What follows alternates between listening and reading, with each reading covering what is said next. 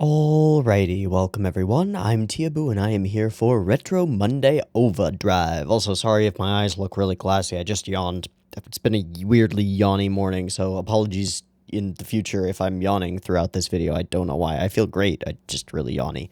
We're here for OVAdrive. What are we watching this week? Well, we've been on the Mamoru Oshii train for a good little while here, and I'll also just apologize in general for being relatively inconsistent on these OVAdrive things and not getting them out every week. That's all on me, and there's no real good excuse for it. I've just had like a couple weeks in a row where I haven't felt very good on a Monday, and so I've let it slide. I will try to not do that in the future, and part of the reason that hopefully we'll be able to do that is because I've got an idea for what we should watch next for the next couple of weeks at least. We've been on the Oshii train for a while. It's been fantastic. He is an amazing auteur and a fantastic director, with stylistic experimentation and ideas about media that are just so interesting and they just provoke so much thought. So praise Oshii, you are awesome, but what we're going to do is we're going to turn our attention to some of his peers, some of the other people in the industry who were working around the same time, discovering their own ways as auteurs, and we're going to focus even a little bit further on that sort of magical period in the 80s, in the later 80s, where the bubble economy was going mental, and anybody could make anything and put it on an OVA and make something insane. And I figured that the best way for us to do this, as a bit of an introduction to a number of these individuals, and a way to experience different stylings and different themes and different ideas, would be to turn our attention to a couple of anthology films. Now, there are three super well-known anthology films that fit that era, kind of. One of them is a little bit later, it's 95, but whatever. There are three major anthology films that fit that era and consist of individual shorts by individual directors who either had already or would go on to create incredible things and become known as auteurs in the industry in their own right. These three are Neo Tokyo, Robot Carnival, and Memories. Those are the three. Neo Tokyo and Robot Carnival were both 1987 to 1989-ish. It's a little bit hard to figure out because there are different dates listed in different places that I could find when I went looking for this stuff, so I'm a little confused, but that's okay. And then there's Memories, which was a little bit later and says that it was released in like 95. Great. We're going to start with Neo Tokyo because it's only 50 minutes instead of an hour and a half, and that's the only reason that I'm watching it first, I swear.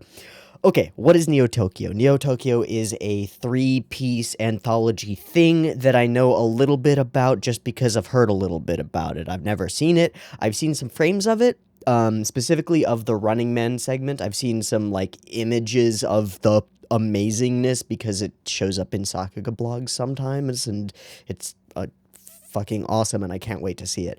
But there will be three segments. They are directed by three fucking insane directors. Honestly, just to look at this list is like, what? Ha, who, ha. Okay. And they are this in order. Labyrinth, directed by Rintaro, that dude who directed Metropolis. Yeah, nothing crazy. By the way, Metropolis is also on my list of things to investigate at some point. Running Man by Yoshiaki Kawajiri. Yep, that Yoshiaki Kawajiri, the dude responsible for OEDO, as well as Ninja Scroll and a bunch of other shit, and has a very distinctive, very violent sometimes style. And the final one is something about a construction order, directed by Katsuhiro Otomo, the dude who made Akira, probably the greatest anime film of all time? Probably. I think Ghost in the Shell you could argue, but I don't think you can really make that case. As like a sci-fi film, maybe Ghost in the Shell is a bigger thing and maybe has more penetration into the West, but geez, I don't think you can really top Akira when it comes to an animated film and the impact that it has had on the industry and on the perceptions of what anime can be and on the various people who were inspired by it. And all of the influence that it had on eventual Gainax animators. It's just so foundational to the whole thing. So, yeah, Otomo. And those are our 3 segments. They consist of 49 minutes and 41 seconds total, and we're going to watch the whole thing and probably just, like, allow brain matter to leak out of my ears before I call it quits and decide that this is too good for me to actually analyze to any useful way. But we're going to give it our best shot. So, I've gone ahead and downloaded Neo Tokyo, aka Mani Mani Make You Monogatari. Don't ask me why that's a thing. And I grabbed the Kuraze rip off of Nya because it had the most seeds, and it had a lot of seeds, and it downloaded really fast, which is quite exciting. Because a lot of these older OVAs, I'll go and find them, and I'll find a thing that's like 1 seeder, 1 leecher, and I'll download it, and it'll be like 4 kilobytes per second. Estimated date of finishing 7 years in the future. Oh, yay, I can't actually watch this thing that I want to watch. Great. But that's all right. Okay. I think that's it. I think that's all I want to say here at the beginning. We've got 3 distinctly different segments that I know the names of and like a little bit about. Like one of them's a labyrinth and it has to do with chasing a cat or something. One of them's called Running Man and it has to do with racing and death. One of them's about construction and I assume has something to do with like society and things. Let's watch it. Okay, I've got it up. It's sitting at 0 seconds. We're going to watch this thing. I don't know if I can put it on YouTube. I probably can't, so it'll probably be timer version, picture-in-picture version, which means there will be 2 versions of this reaction video, and you can find a picture-in-picture version with the video up there linked in the description. Because this thing is so dopely animated, don't watch it on BitChute. I'll put it on BitChute because, like, having things, different places to put it is useful, but don't watch it on BitChute. Watch it on Mega or on Pixel Drain. They're free. You can go and get it. It's fine, but, like, then you won't have to deal with 360p and awfulness. Come on, just yeah. Or if you are so inclined, go and download the thing yourself and just sync it up with the timer-based version, which will be up on YouTube. And then there will be a beep beep timer at the beginning to count you down, so that you can hit the button when I hit the button, and then we're all synced and good to go. I'm going to try not to pause during this, just as a general thing, because I'm going to try not to pause. Or if I do pause, I will try to pause in between segments. We'll see. It may be a circumstance where the insanity that we're witnessing just requires me to take a minute to let my brain settle down, and that's totally valid and viable and might happen. If there are pauses, they will be cut out of the timer-based version so that the syncing still works, but they'll be left in the picture-in-picture version so that it flows. And then if I do cut them out of the timer-based version, I'll put them at the end so that you can go and find them if you want to. Anyway, I think that's it. Let's do it. I've got the thing up. Beep beep timer. Let's go.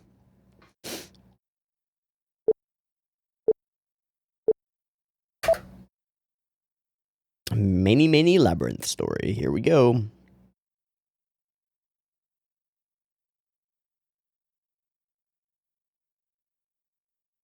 Is that a nose? It is. That is a mouth face.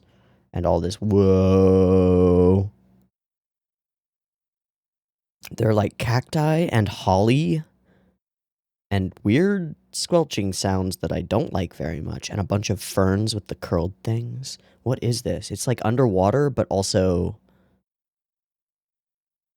not. We are underwater. I see things drifting. Little specks. Runes on the sides. And darkness beyond. I don't much like that noise. Sounds like wet fish slapping together. Oh, that's, I forget what that track is.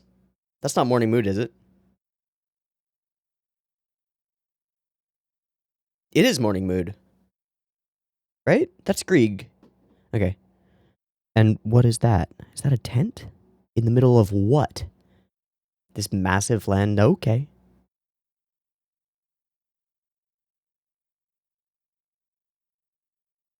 Oh god, we have English. Oh god, no.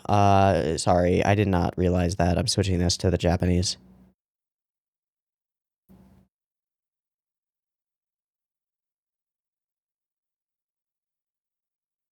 Labyrinthos. Meow. You're back. Okay.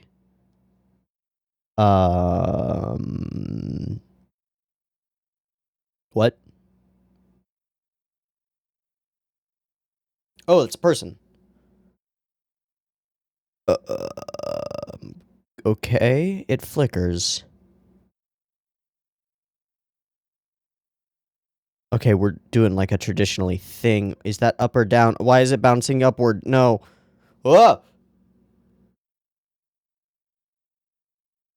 What? Did you see that?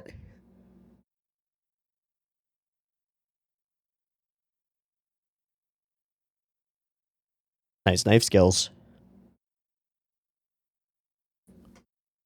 Jesus, what the fuck? What is this animation? That's lipstick? Okay.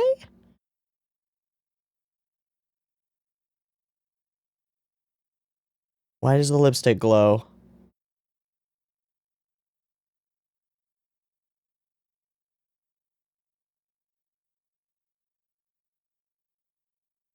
That's the power. Whoa.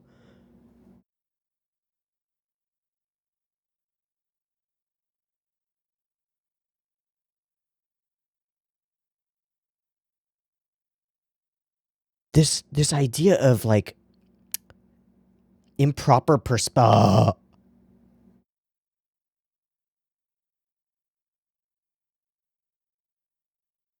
improper perspectives on things. Like the perspective on the pendulum is insane to choose that. It's bonkers to choose that. What do we get, one frame of reflection in it? Okay. Oh, hi Kit Kat.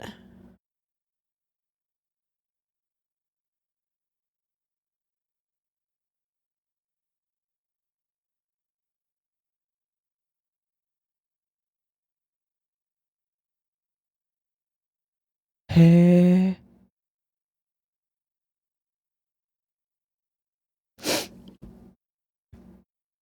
A doorway, a threshold to where?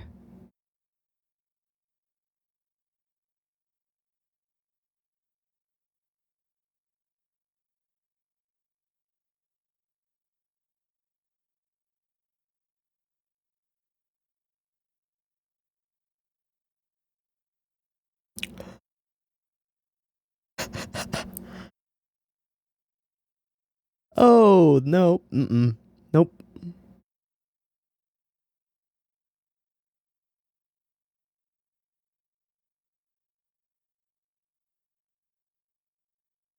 Oh my god.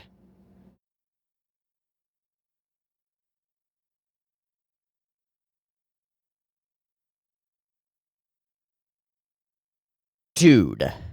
That's all on ones, and it is perfectly what?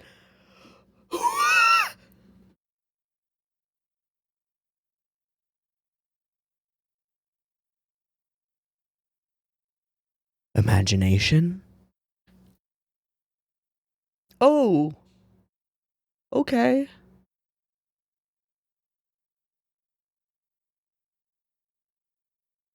I don't know if I want to.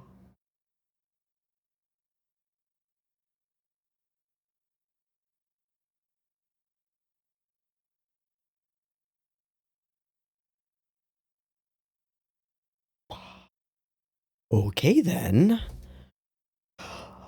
I have no idea what's happening. Oh, the clown is gone. Nope, your daughter disappeared into a portal. Nope.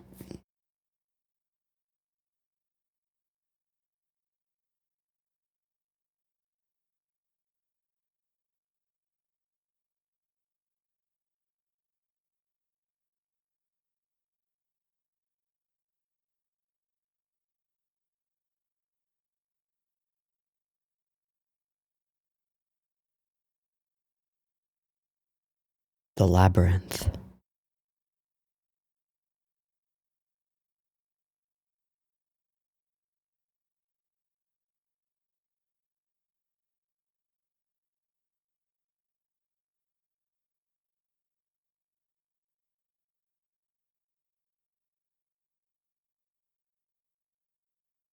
Endless emptiness.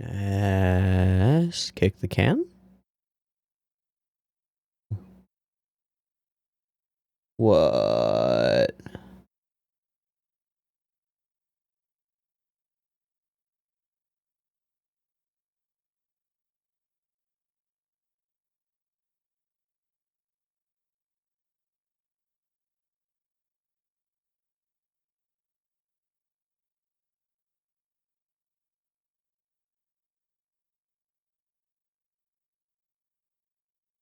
It's like Fantasia is what it most reminds me of so far. Imagination, you know? And the use of sound effects. No, thanks, clown dude. I'm not a big fan. Those are normal people walking through their lives. Right?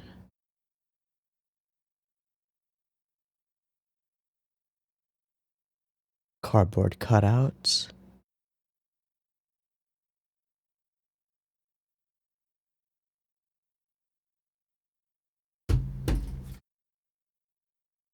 Nope. Nope. No. Uh-uh. Uh-uh. Uh-uh. No, no, no.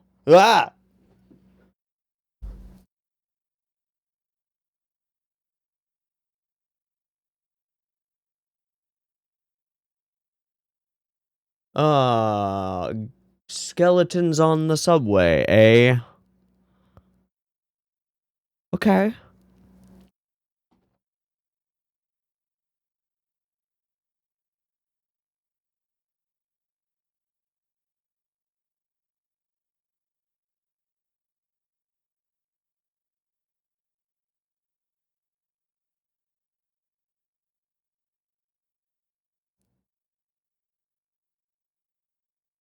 Hello, clown. Bye, clown.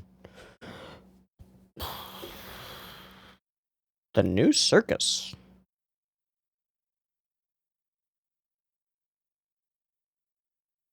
Oh, that's very Dolly. I mean, it's intentionally so with the long-legged elephants with the things on them, but they're not elephants. What are they? I don't know. Oh my god, what the fuck?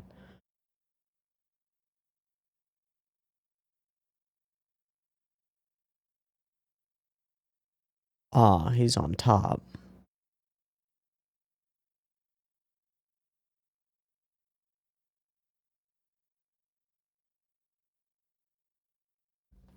And now it's digitized.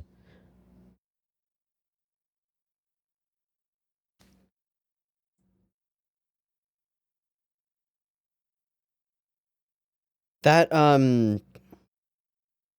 that musical motif is used by the Art of Noise in their track, I think, closer to the end. Yeah. I doubt that it's intentional, but that's the same riff.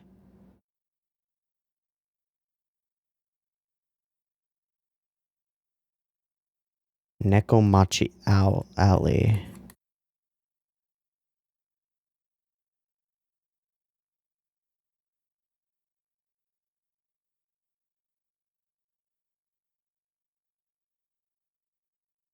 Doorway? Doorway. To here? To that tent? Is that the circus? Yeah.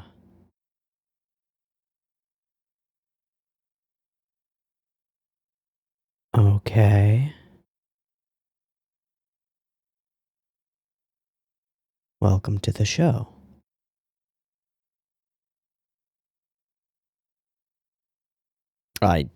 That's not a trustworthy face.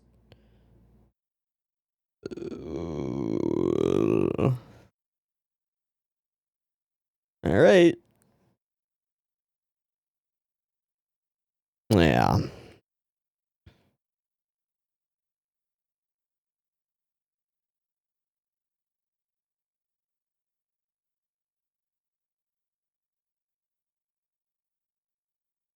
A show? It's a small curtain. Oh. It's a framing device.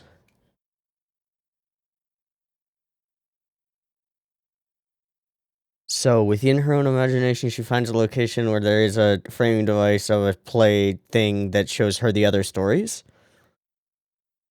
And now here we are with nothing but a heartbeat and the mechanical things, not focused on the person within the vehicle yet. Gauges, gauges, gauges.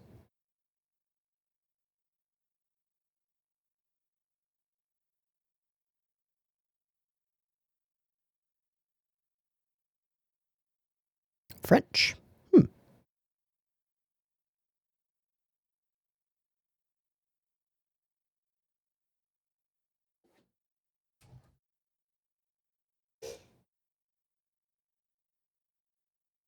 And now the man himself.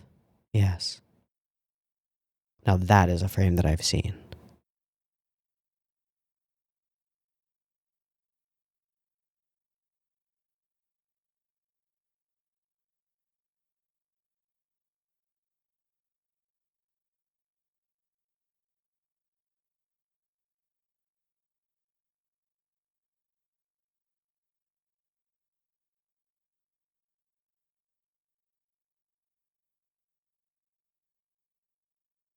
Why are they so ghostly and ethereal? Like just energy.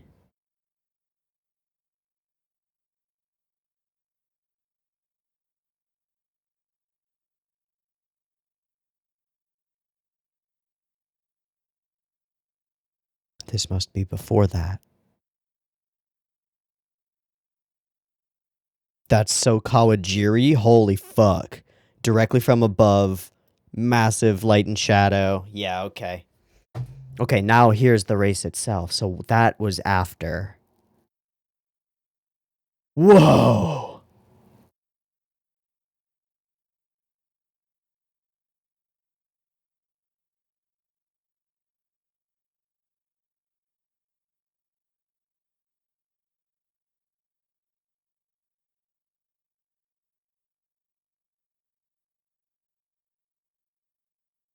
The human is just another part of the machine.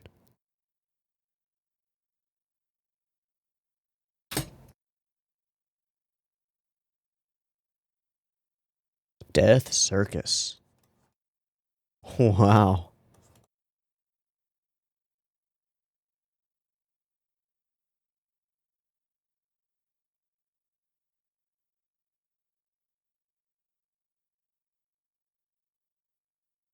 And this is the day he dies.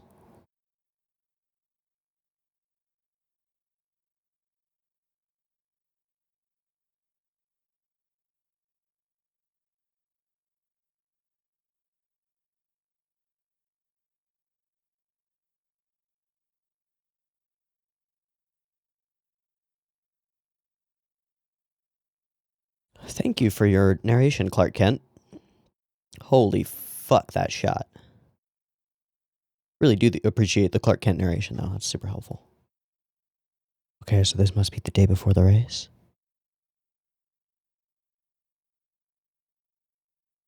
Unable to sleep, he came here. He dreams of being behind the wheel. Wow. This is all on ones.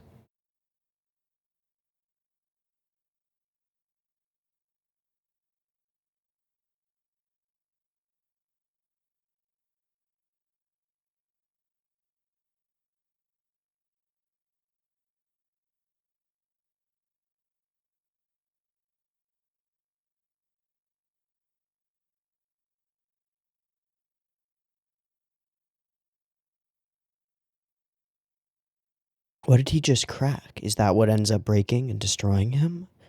Maybe.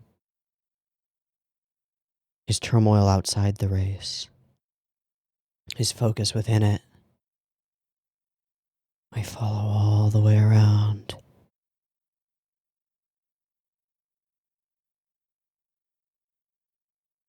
Wow. Wow. The way that glow traces his helmet.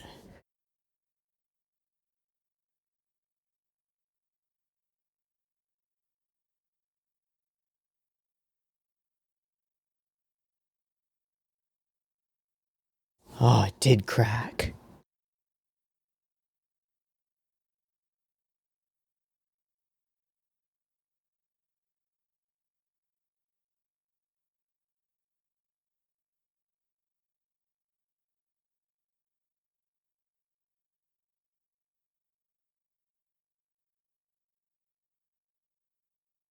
No, it wasn't the window breaking. It was the lights?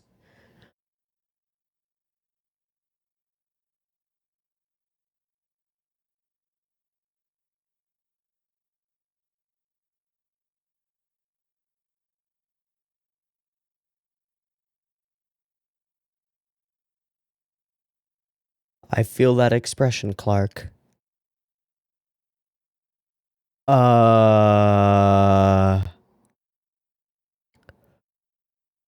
Uh...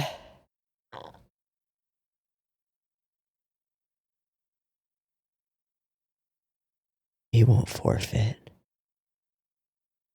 He'll die.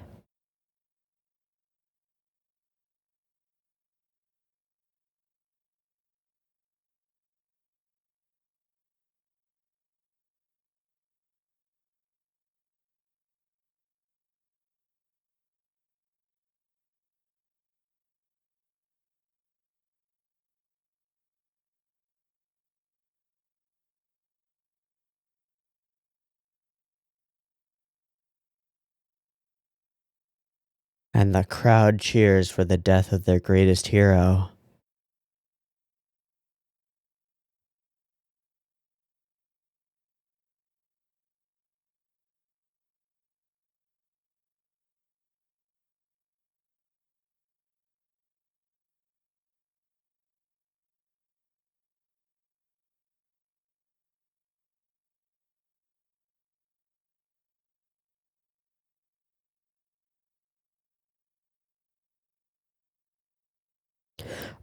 How did you just telekinetically move all the... Okay, I'm just gonna ignore that.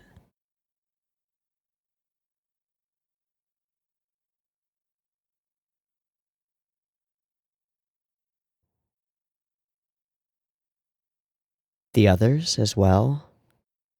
They're all going down with him, huh? Yeah, every one of them. Oh!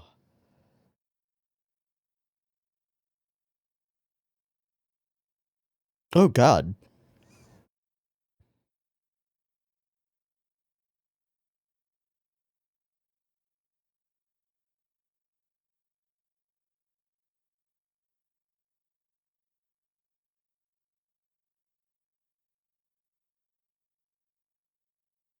Like a chain reaction of death.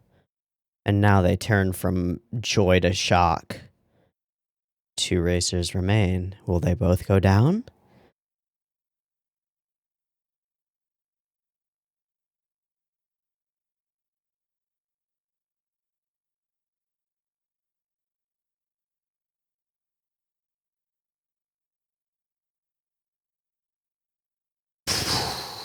Jesus, this animation is nuts.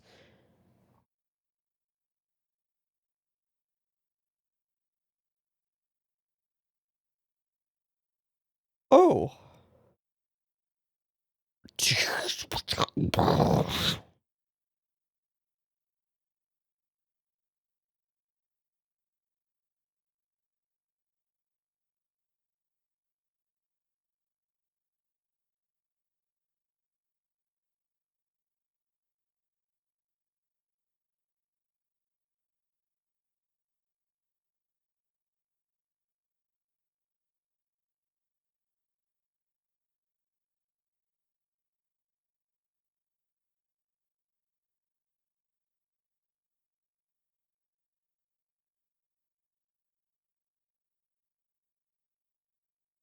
The dead racer.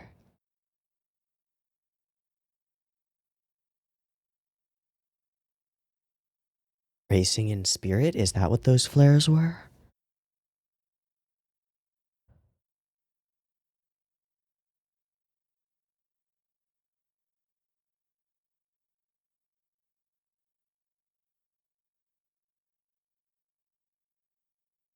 His own ghost?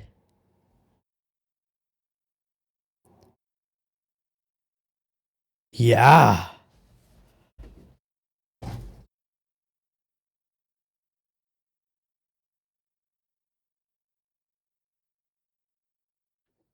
Can't let it beat you. Eyes white.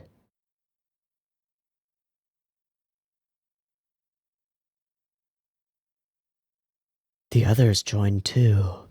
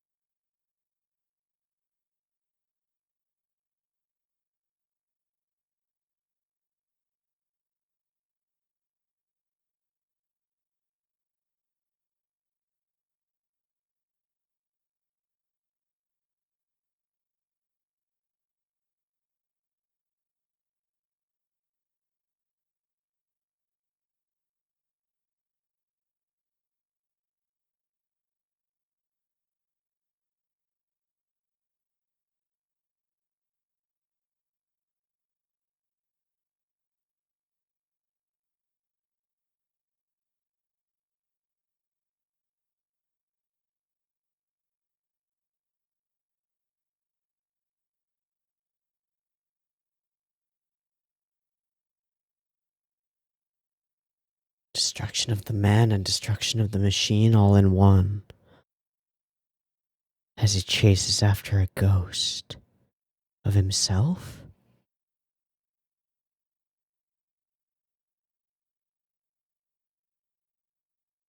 Literally tearing himself apart. That's the most amazing thing I've ever seen. Overlaid with himself, his own spirit.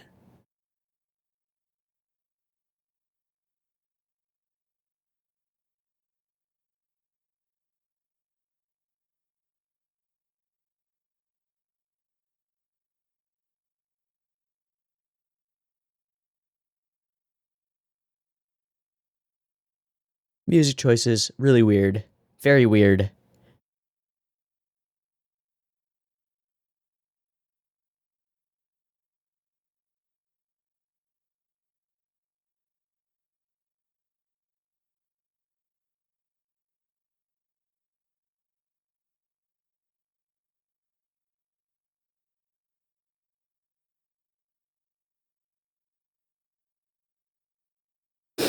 There's something glorious about this horror.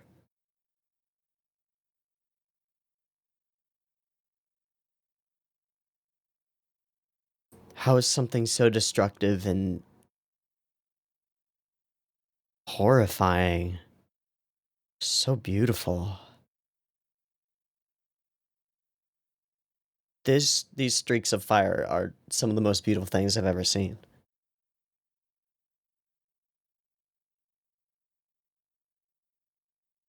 The necklace.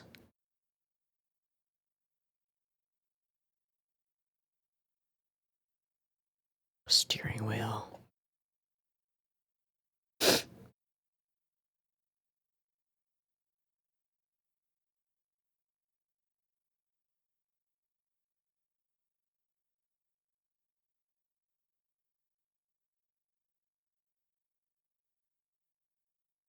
So is this place dilapidated now? No, they still race. Or is that only the spirit? The soul of the races. And it's empty now. Is that the end of the segment?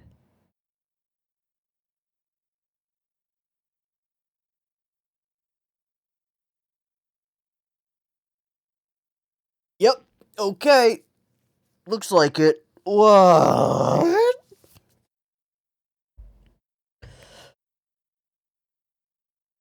Ow, my soul. Okay, how far in are we? We're at the midway point, so the last one is a lot. It's like 20 minutes. Cool.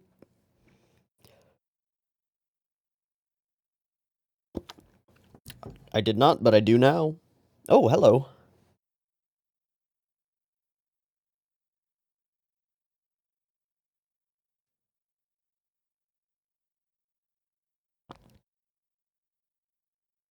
Four can be a very unlucky number.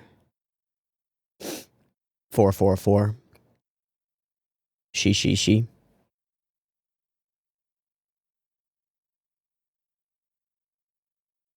To cancel the contract.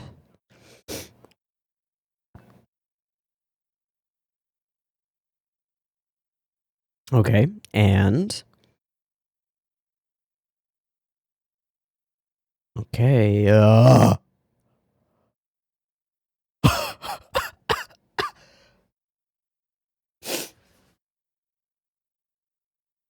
you ever seen anything move quite like that?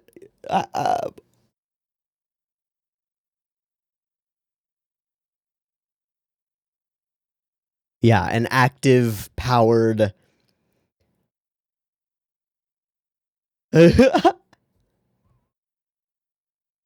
Why was that light still working in the middle of the swamp?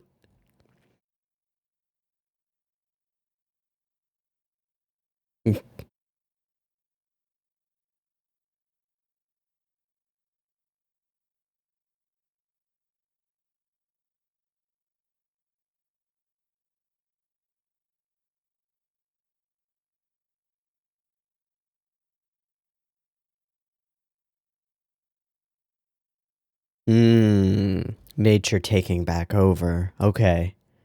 Got a gun. An unreal place. What were they building here?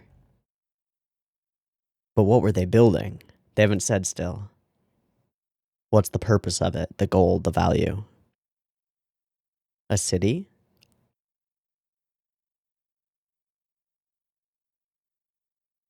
And it is bureaucracy behind and beauty in front.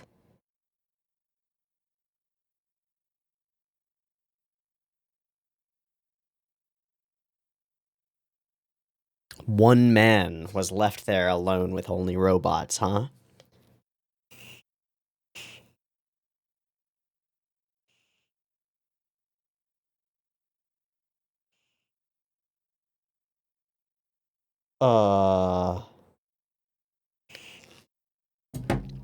Dude, the light and shadow everywhere is like... Bah. Look at that, what the hell? Is that a robot? It's got a cable behind it. Is that the greeter? Oh. It looks like it's gonna fight you. Oh, it's just breaking down.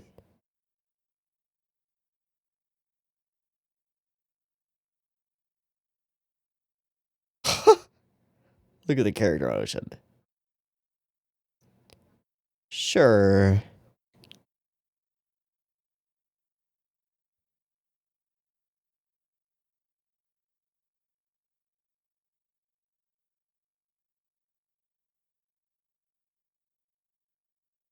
Ditching you, you're the new foreman. Ha!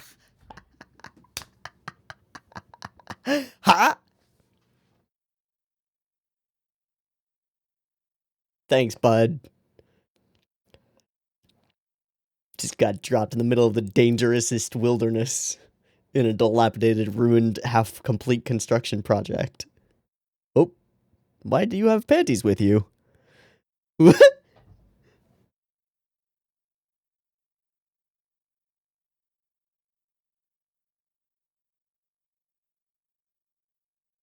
I don't like the way that thing moves. Dude, look at the weightiness. And did you see the way that that bag stretched when he picked it up?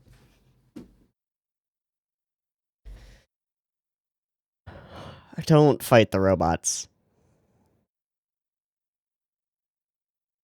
And eliminated.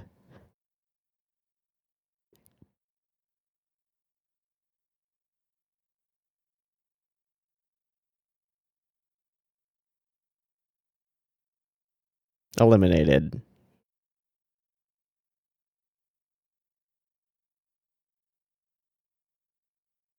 It was about to murder him, and he doesn't even know.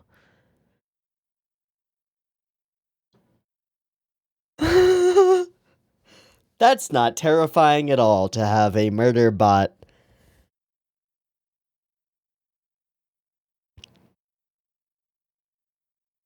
Just never stops. From your broken ass self? Yeah.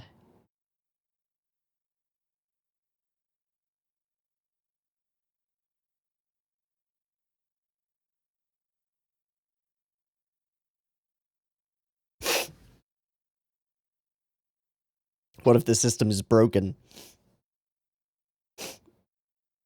Which are immediately cease. Will the robots rebel against that?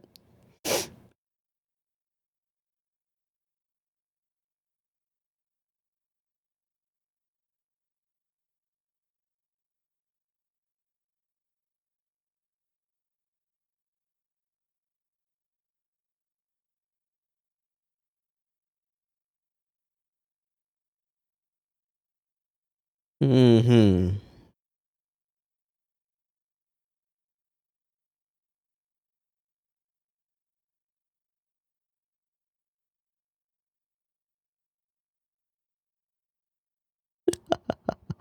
That's terrifying.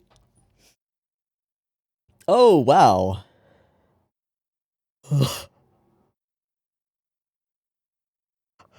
Uh-oh. That robot is insane. So progress cannot be halted once it's set into motion, potentially? Something about that and the dangers of it. Oh, there's Morning Mood again. Or the other one wasn't Morning Mood and I missed it. This one's Morning Mood.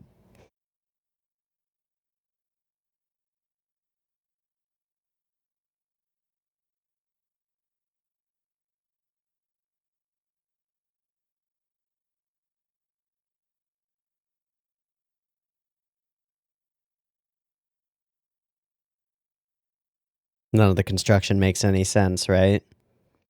It's all just insane. Move things from here to there, push things from here to there, break stuff, pump stuff. Just continuing on their own paths.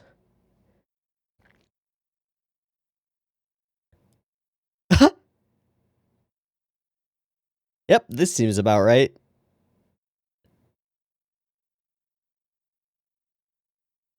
Just drill it, who cares?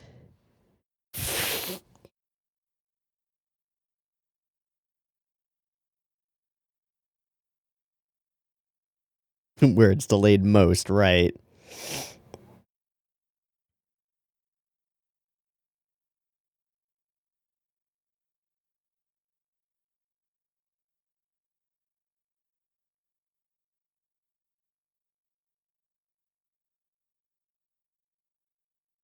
Hmm.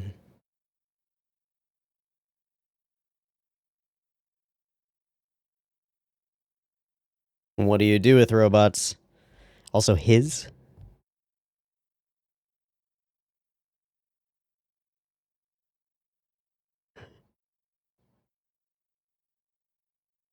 Ah, I see. So you're overworking your people.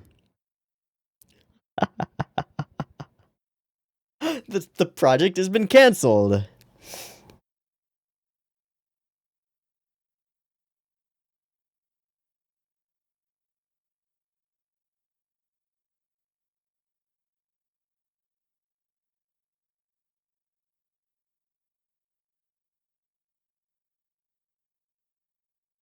Eliminate problem.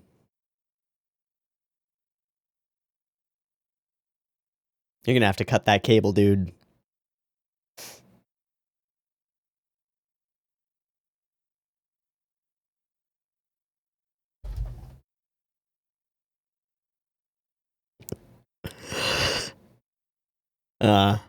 Welcome to your insanity now, yeah. And your prison warden.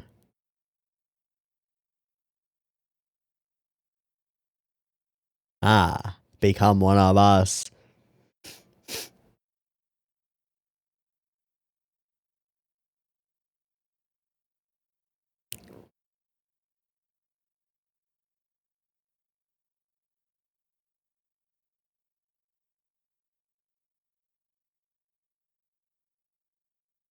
Whoa. Oh. Nudies, I see ya. Yeah, trying to escape. Just like every salaryman, right? Watching the robots under you work themselves into oblivion. Oh my gosh, it's just getting worse and worse. There just isn't breakfast anymore, it's just, oh geez. You gotta kill that robot, dude.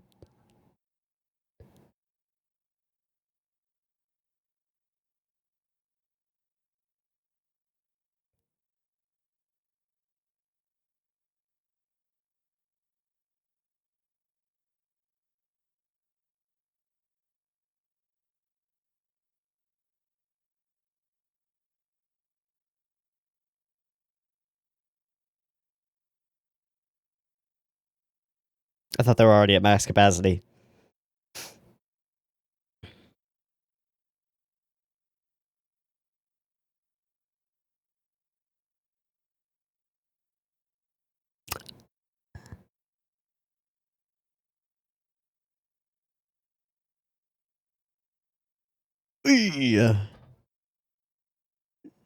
Scheduled?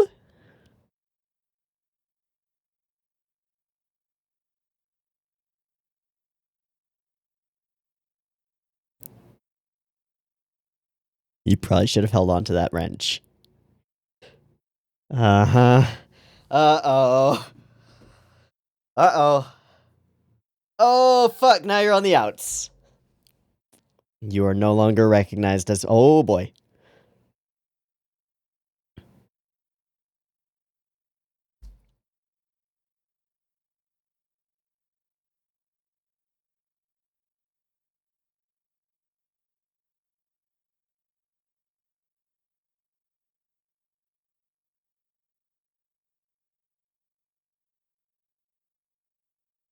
What the fuck was that whole shot?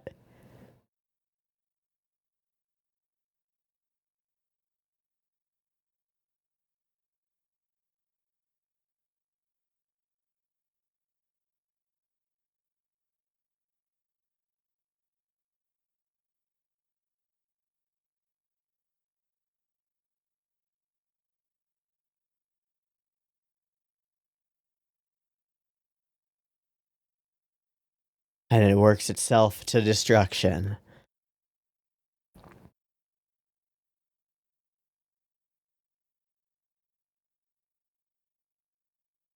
The project just implodes.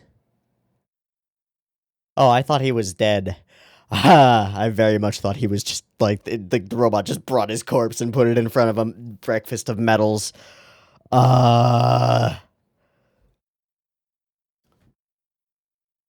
Yeah, now you found that.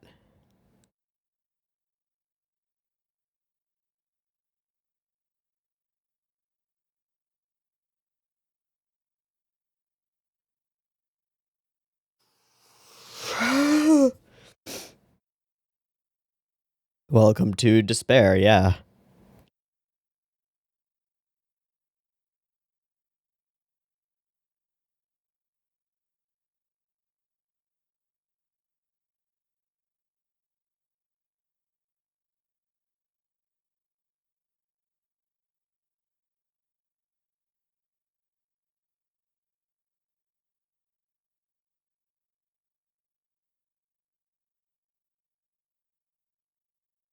The tray of food.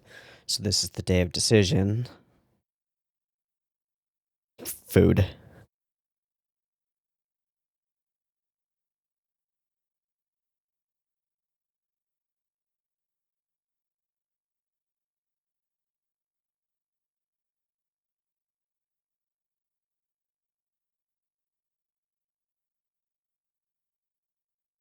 Ah!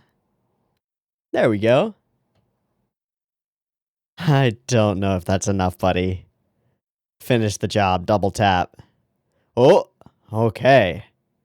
Escape! That's fine, I can leave.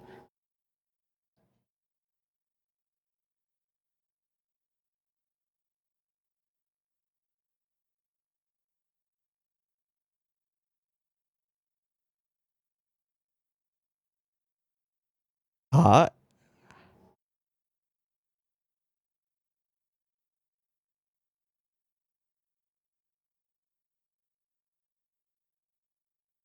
Nothing changes, huh? It just goes on.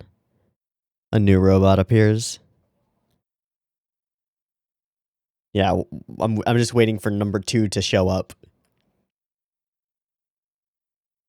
Okay. Go for it, buddy. Where's the system core?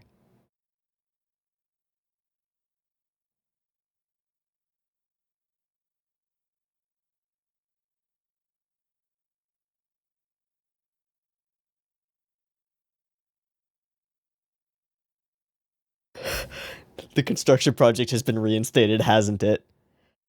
Oh no. Oh no.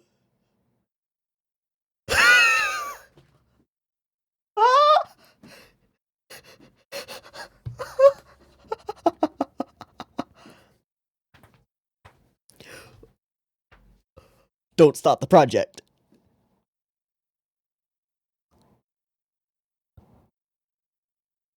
Whoa.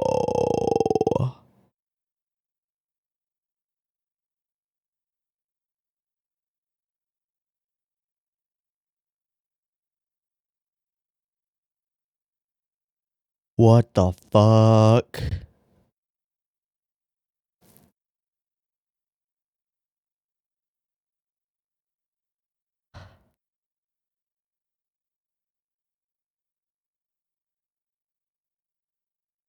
Will he destroy the core? That's not the end, right?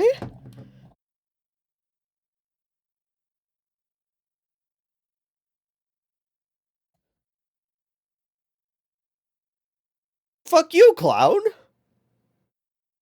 No, that's not okay. Yay, what a show!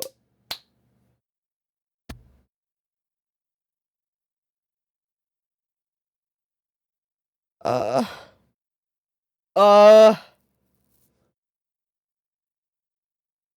Uh... I'm going with a big no. No, don't get distracted by the fireworks, there's creepy shit. Yeah, nope,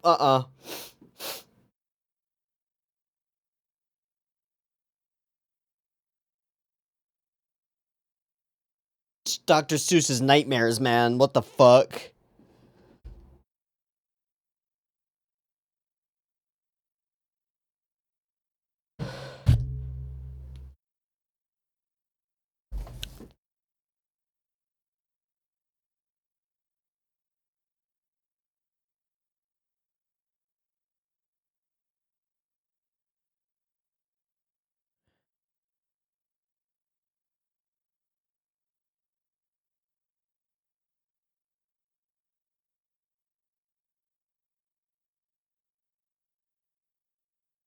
Are they all freezing?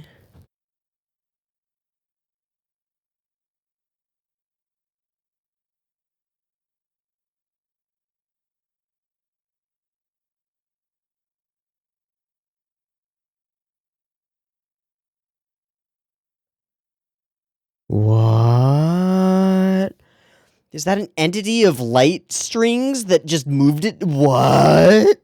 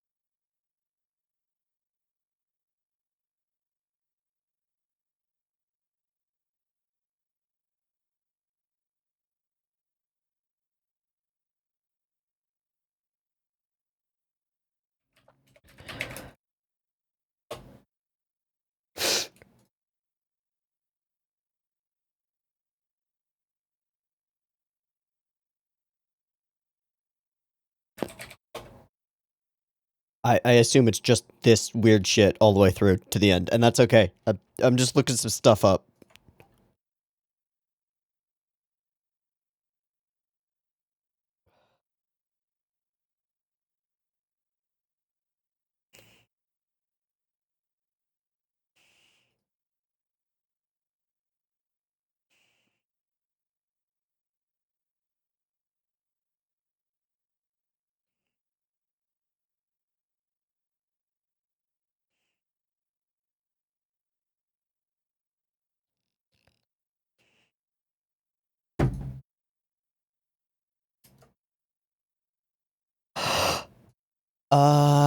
Okay, I need to figure out what those songs were. Hold on. Um, one of them is Gymnopedia #1, and one of them is Morning Mood. Okay, so that's Gymnopedia #1. And Morning Mood by Grieg is that one. Okay, cool. Cool. And then there was another track that was used kind of humorously in the Labyrinthine Labyrinthos, but I don't know. It doesn't matter. Okay, I think we have to take these separately. Oh,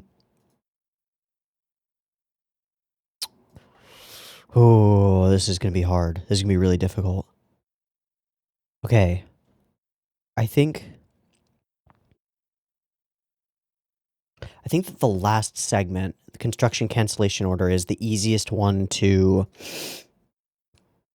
I don't like doing this, but to define and dismiss. We have limited time, and I have limited mental energy to put on this. So I'm going to define and dismiss construction cancellation order quickly, because I think there's a lot more to dig into in the other two.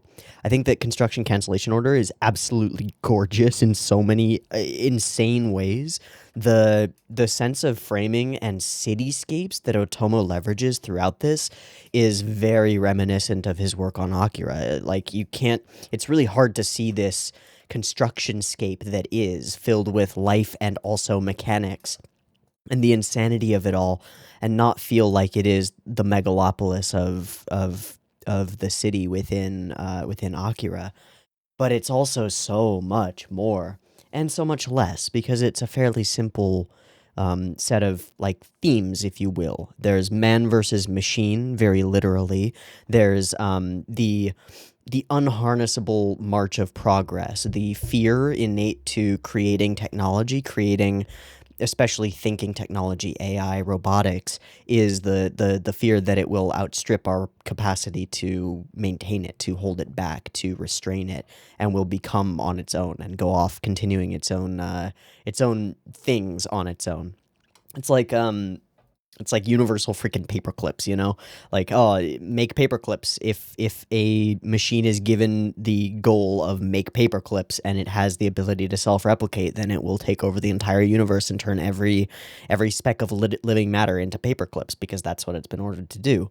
These robots have been ordered to produce this construction project. They are also given the set of commands that says that if anything gets in the way of the construction project, it must be prevented. They don't seem to have a check there that says that if any of our superior officers tell us to stop, then we should stop. Doesn't exist. And so they attempt to effectively rebel while just following their own orders.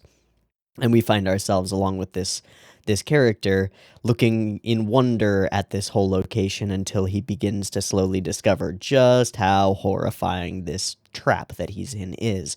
And we watch as the robots destroy themselves. There's the other thematic layer that we could say is like, this is reminiscent of Japanese salaryman culture in a lot of ways, envisioning puppet robots as the people underneath you who are pulled this way and that by the winds of bureaucracy and restrained and held back by red tape.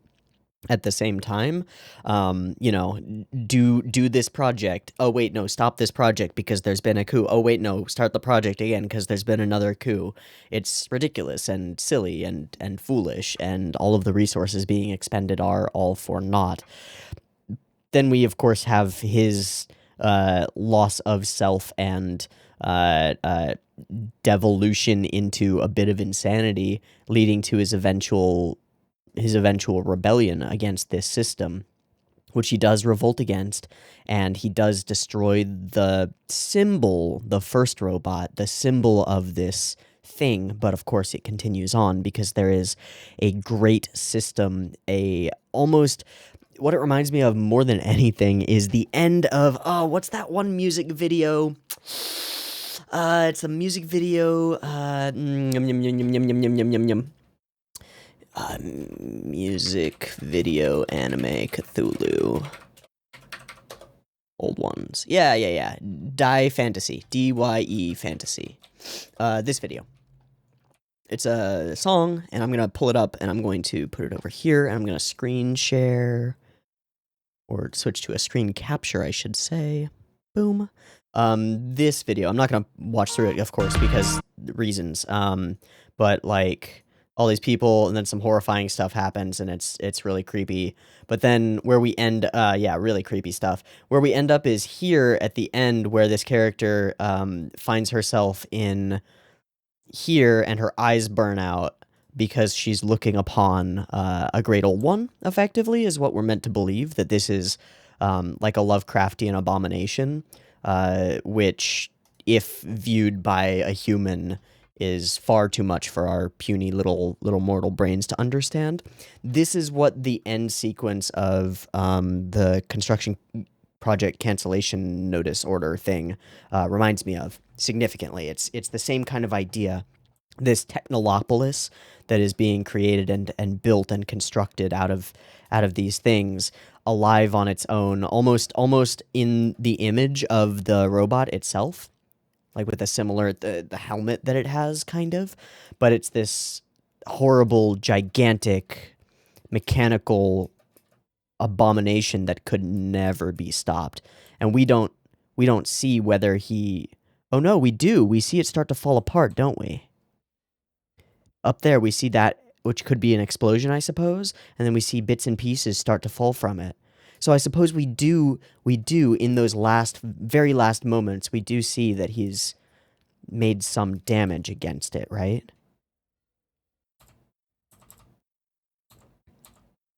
Because it wasn't exploding like that before, right? It's not exploding like that. There are no things flying off of it. Yeah, okay. So he succeeds to some extent in destroying this thing. Whether that has any purpose is left for us to understand if we want to. Okay, so that is not a fair summary of construction cancellation order, this segment. Specifically and big time because, oh my god, these cityscapes are amazing. All of the mechanical design is bonkers. Just this shot of the whole scape as we pull out and see this half underwater, half river, dilapidated, but in the middle of progress construction project. It's symbolic. It's humanity falling apart and being built up at the same time constantly. It's all of what we have wrought, and it's fraught. It's terrible. It's screwed up as hell. Okay, great. That covers construction cancellation order, kind of. Running Man. Oh boy. This one's tough. Okay. There's again a simple layer to this, right? It's about the human craving to continue, to seek your own path, to continue running the race, to keep going. Oh, and to go beyond death. But there are parts of Running Man that don't make sense to me. The sequence where he is outside of the race, where he gets inside his own vehicle after being awoken in the night and sits in it and somehow psychically causes all of the stuff in the room to fly up. Like, we could imagine that was just a dream sequence, but we had Clark Kent there to watch it, so we know that it isn't, so what? Oh, he looks more like Archer than Clark Kent. He does. He does look a lot like Archer. Okay, cool. I don't know what to think about this sequence. Now, there's one thing that it immediately recognized, reminded me of, and that's the story of Fleet, which I think I'm gonna need to find. I think I'm just gonna need to find the text of it so that I can read it to you. Give me a sec. Okay. So this is a story that's told within a story, and the story is the how do I put it? How do I put it to someone who hasn't read this? This won't spoil anything, I promise you. This is from Words of Radiance, the second book of the Stormlight Archive, which I recently reread. And this story really stuck in my head. The situation is there's a main character who's in a rough position, and he runs into this odd figure in the plains, in the landscape that they're in. And the figure matters. He's an important character for reasons, but he's a storyteller, and he chooses to tell a story. And he tells the story as a story that's collaborative with the person he's telling it to. So he starts like this. He starts playing his stringed instrument, playing them with ferocious intent, a vibrant, energetic repetition. One punctuated note, then 7 in a row, frenzied. The rhythm got inside of Kaladin. It seemed to shake the entire room. "What do you see?" Wit demanded. "Close your eyes, idiot." Kaladin closed his eyes. "This is stupid." "What do you see?" Wit repeated. Wit was playing with him. The man was said to do that. Blah, blah, blah, blah, blah. There was nothing of humor to those notes, those powerful notes. Wit added a second melody, complementing the first. Was he playing that with his other hand, both at the same time? How could one man, one instrument, produce so much music? Kaladin saw, in his mind, a race.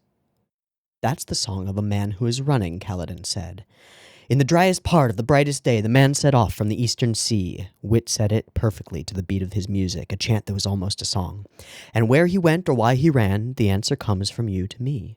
"He ran from the storm," Kaladin said softly.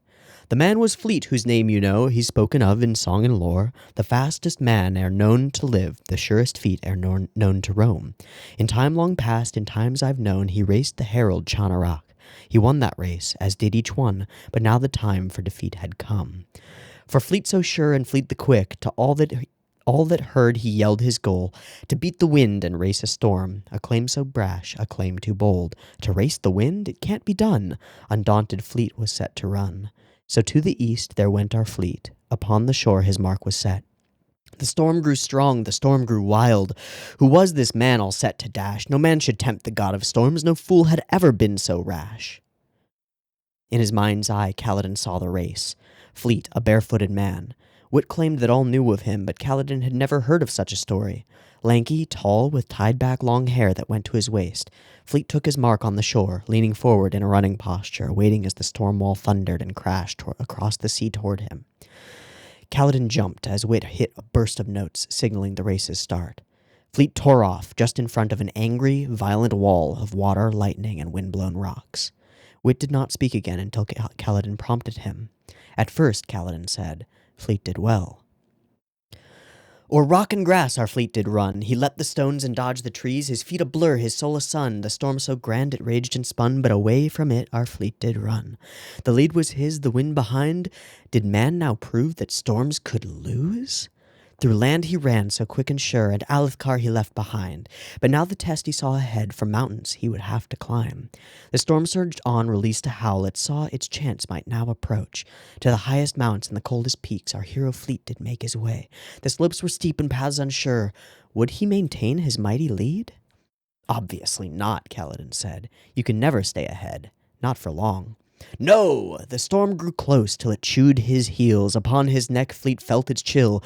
Its breath of ice was all around, a mouth of night and wings of frost. Its voice was of the breaking rocks, its song was of the crashing rain. Kaladin could feel it. Icy water seeping through his clothing, wind buffeting his skin, a roar so loud that soon he could hear nothing at all. He'd been there. He'd felt it. Then the tip he reached, the point he found. Fleet climbed no more, he crossed the peak, and down the side his speed returned. Outside the storm, Fleet found the sun. Azir's plains were now his path. He sprinted west, more broad his stride. But he was growing weak, Kaladin said. No man can run that far without getting tired, not even Fleet. Yet soon the race did its toll claim. His feet like bricks, his legs like cloth. In gasps our runner drew his breath. The end approached, the storm outdone, but slowly did our hero run. More mountains, Kaladin whispered. Shinovar. A final challenge raised its head, a final shadow to his dread. The land did rise up once again, the misted mountains guarding Shin. To leave the storming winds behind, our fleet again began to climb. The storm caught up. The storms again came to his back, the winds again did spin around, the time was short, the ending near, as through those mounts our fleet did dash. It was right upon him. Even going down the other side of the mountains, he was unable to stay very far ahead. He crossed the peaks, but lost his lead. The last pass lay before his feet, but strength he'd spent, and might he'd lost. Each step was toil, each breath in pain. A sunken land he crossed with grief, the grass so dead it did not move. But here the storm, it too did wilt, with thunder lost and lightning spent. The drops slipped down, now weak as wet, for Shin is not a place for them. Ahead the sea, the race's end. Fleet stayed ahead, his muscles raw.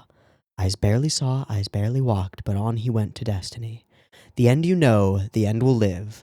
A shock for me, for men, to me you'll give.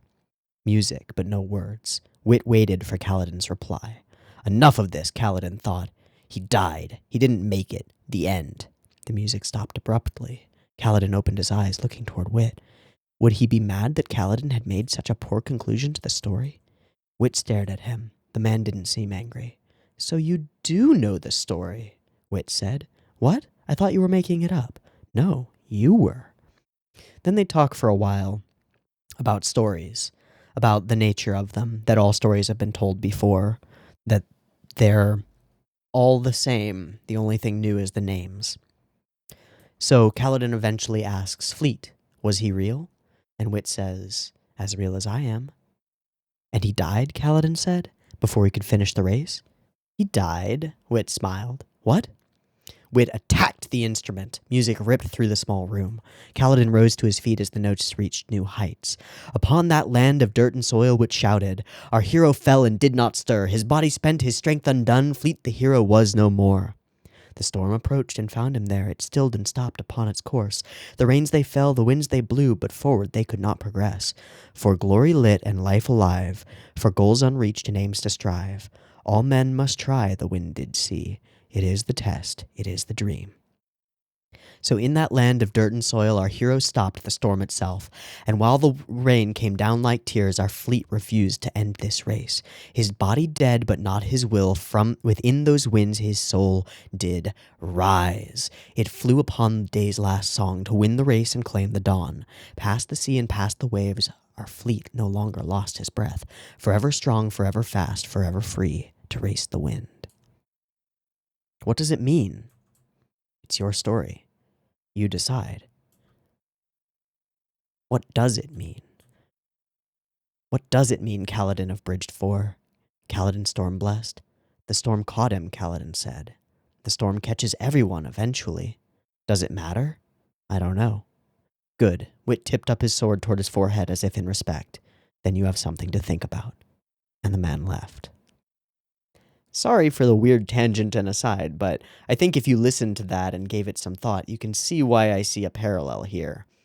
Again, we have a story of a racer, a man who chooses to race against a force of nature. In this case, our character, Zach Hugh, who we never meet, never hear speak. We only see him scream. We only see and hear his determination and rage. And in the same way, we never see Fleet or hear him. He's just a story, right?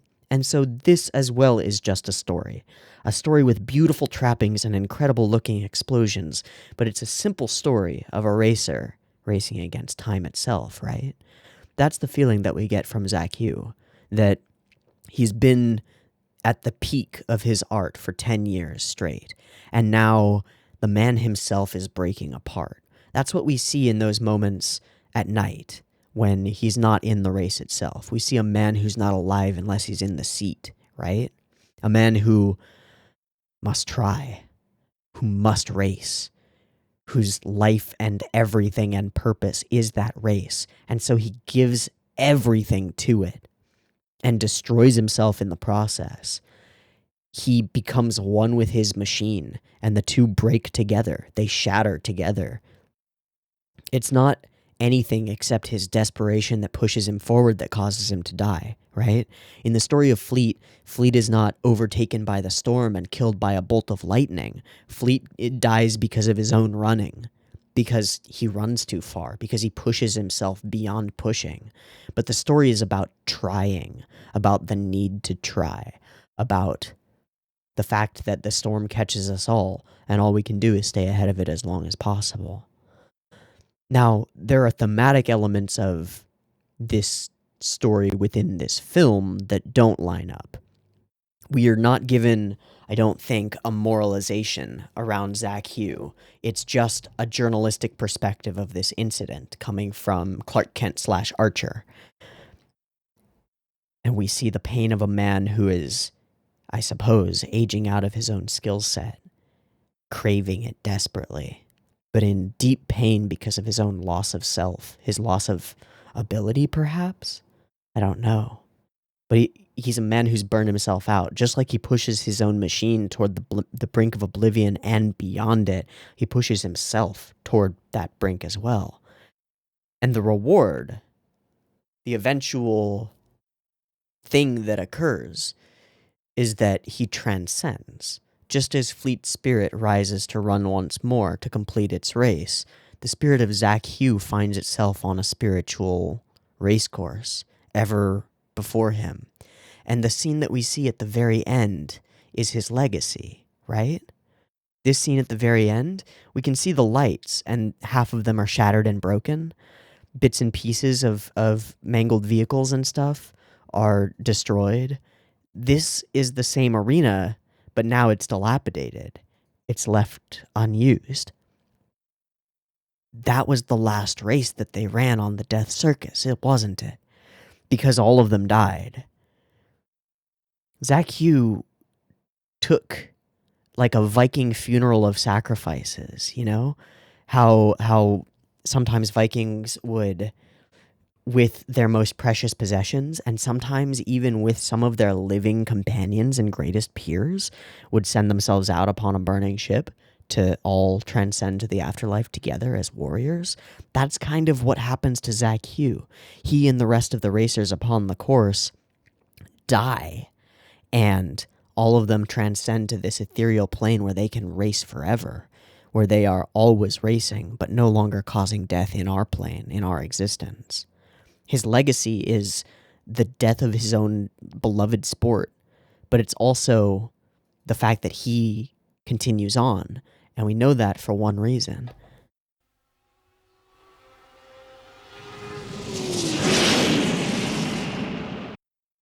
Because we still hear him racing around that track. A spirit, a ghost, perhaps. A specter for certain.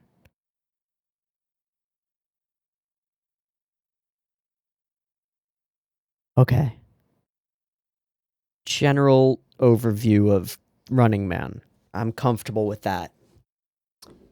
Still not talking about crazy animation shit. Can we just say, like, in general, that the three-dimensionality of all of the rocket ship things, the insane emotionalness of his exploding face and grimace, the incredible sequence where he is, like, exuding fire almost, though it is blood spilling from his pores almost, in these incredible streaks and streams, and then that becomes overlaid, his physical form dilapidated and destroyed, overlaid over his spirit, which continues onward to race and to win the race.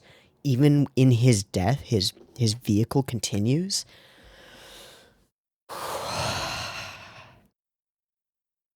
Whoa.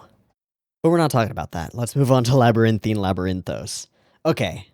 Labyrinthine Labyrinthos. This is our framing device for the entire system. And I'd like to pose a question to you. When we open this window, this sort of little screen that we enter, like it flickers, right? As though it's a screen behind here.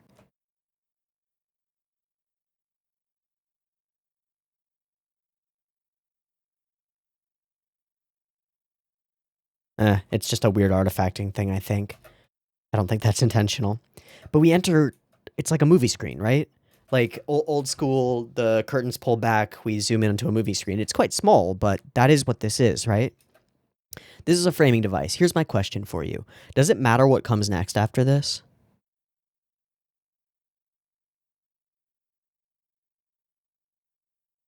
Does what comes next after this need to be Running Man? And does what comes after that need to be the construction project thing? Or could it be all of this up to here, and then the film that she watches is Pot Labor Movie 2? Just throwing out a random thing. Or the thing that she sees on that screen is Die Buster. Right? It doesn't matter. It doesn't matter what she sees on this screen. She's here for an experience within her own imagination because she's a child. And because this portion of this 3-part anthology, that's really 2-part anthology wrapped in a framing device, is about imagination. And she is exemplary of the power of ignorance, almost. She can see wonder in strange things, in things that she does not understand. And so it is through her eyes, the eyes of someone who knows nothing and just and only takes what is given to them, takes the information that she has. It's through those eyes that we are meant to view the other 2 portions, correct? I think that makes a lot of sense, right? It's not just a framing device, it's we are in the mind of this character. Okay, so how do we meet this character, and who is she, and what kind of a mind should we be within? Well, it's weird. Don't know what this thing is. I really don't know what this portion of things is. It's fucking strange. It's weird plants and stuff, and like a tiki statue thing that has a mouth thing, and we enter it, and it's freaky. I don't get it. There's going to be a lot of that I don't get it portions of stuff. Then there's this painting thing that is something. Okay, so can we talk about the giant, like, shattered egg structure that is below them? I don't know what that is. It kind of looks like it was an orb once, but I don't really know. The whole landscape is ethereal and kind of Dali-esque, sort of absurdist. And over in the top right corner of the screen, we can see something genuinely nonsensical, which is portions of a building that have fallen but are not moving. Like they're just held static in place, having partially fallen but not. This is very strange. It's also this like mangled set of cities built on cities. It's almost like the great city in the mountain in Lord of the Rings or whatever built up upon itself. But there are also these organic elements like these spikes and spires that are almost like bones sticking up through things, if not trees. And it looks like there are multiple planes or multiple landscapes within this location. It doesn't make any sense. And that's fine. We don't really need it to. This is an ethereal world where this carnival exists. And it is from here that we enter the tent, but don't, and pull out. And where are we now? And it's a door. Okay, I don't really understand. That's fine. And then our character creates herself out of nothingness, painting herself upon a screen, flickering until she becomes solid. And we get the sort of classical, is it kabuki where they use this kind of musical thing? Da da da da da da dunk.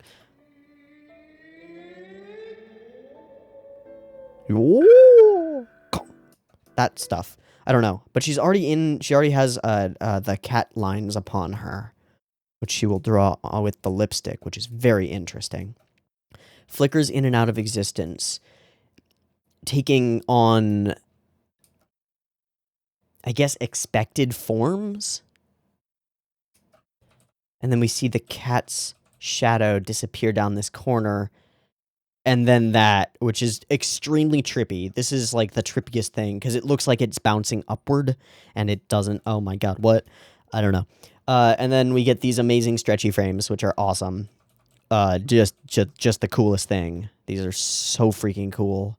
And then the absolutely obscene fully background animated, this cat running all-on-ones, with some moments where they're fuzz double exposed. Yeah, just a couple in there. But this whole thing and the sense of space and depth and volume is utterly bonkers. Okay, we enter in here. There's a distinct focus on the nails and the lipstick, as though they're like elements of adulthood. They're things that people, women specifically, put upon themselves to transform themselves into an adult. And our character, Sachi, does not have those and doesn't understand how to use them. But here she is slicing dry noodles. Good knife skills, which I think I noticed before. And then we choose some insane angles, like this angle where we're following the blade as it comes up and down. And again, that's distinctive focus on the red of the nails. And we never see the mother's face, really, I don't think. Our focus is on the red things, the elements of her, right? The work that she does, the nail polish that she wears. And it's strange. When she has the lipstick completely out, it glows like a beacon, like it matters, like it's something important. But then the way that she uses it expresses that she doesn't understand its transformative power. She uses it to turn herself into a cat as opposed to turning herself into a woman. Instead of growing up, she indulges further in her fantasies, and that's what allows us to follow her. Cat, cat, cat. And yet, at the same time, time marches on. The way that this swings, it's almost like an axe coming down, severing. It's terrifying. And it's most reminiscent to me of The Pit and the Pendulum, which is an Edgar Allan Poe story that I happen to love. I think it's probably my favorite Poe work in general is The Pit and the Pendulum. It's about a man who is bound in a location on the floor. And there's a gigantic pendulum that swings above him. And every time it swings, it inches down slightly closer. And it's swinging directly above his neck. And it's just coming closer and closer and closer and closer. And at the same time, if I recall correctly, there are rats that get more and more bold toward skittering around him and nibbling upon him. So he's in this extreme rock and a hard place situation where eventually the rats will get him and his fate is inevitable regardless, and it's very terrifying. Great story. Would recommend reading. Very good horror stuff. Okay. So there's something to this moment where the mother kicks off her slipper and uses her foot to scratch her leg. It's actually really cool. I think we see for just one frame that she's wearing bright red nail polish as well. Yeah, you can see it. It's right there. And she uses that to scratch herself.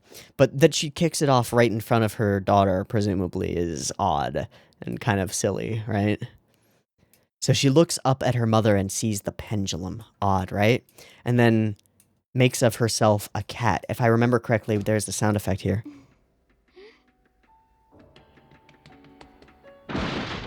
No.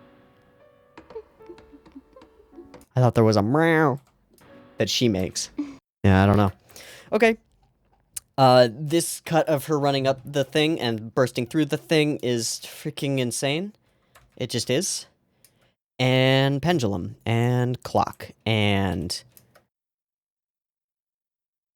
Vanasu Mobe. I don't know what that says. Pendulum. Oh yeah, did we see a reflection in one frame? I wanted to check that. No, it's just a shining light. Okay. I don't know what that is, except that she finds the cat.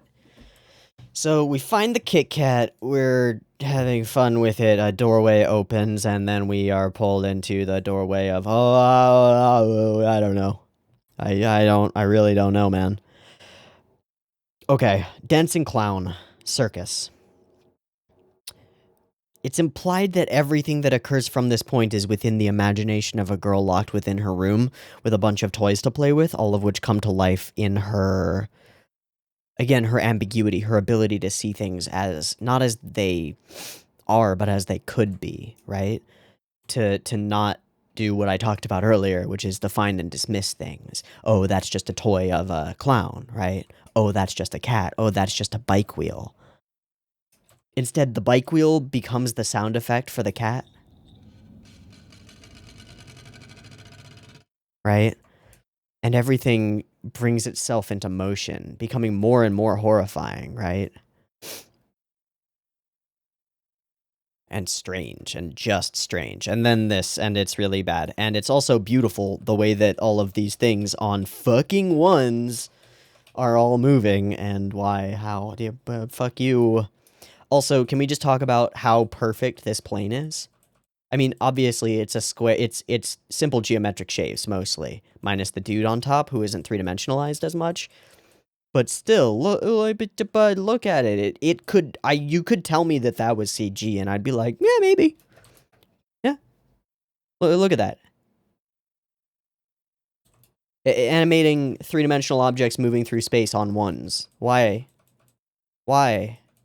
They animated the full propeller rotation on ones. On ones. Look at that.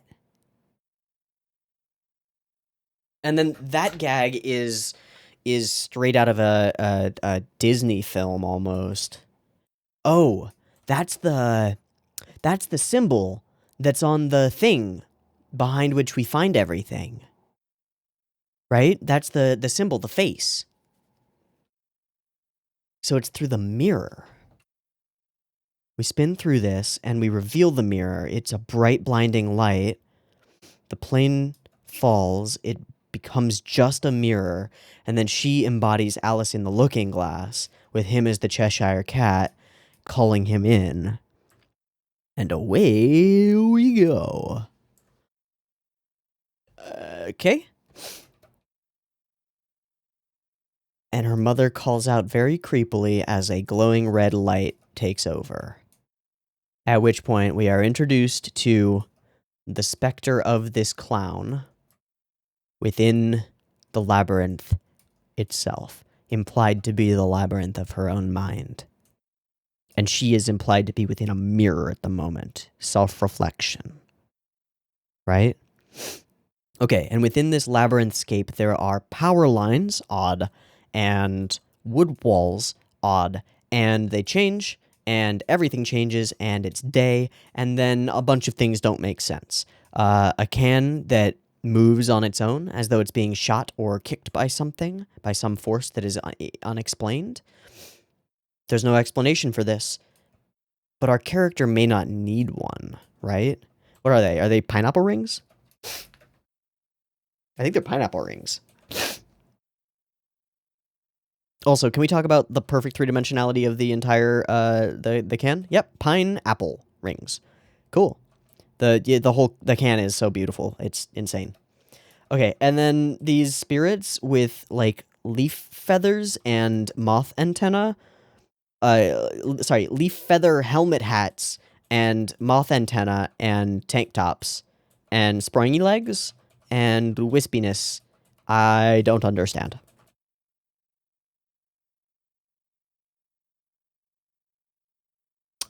No clue. That's just amazing to me. Just the idea of that is amazing to me.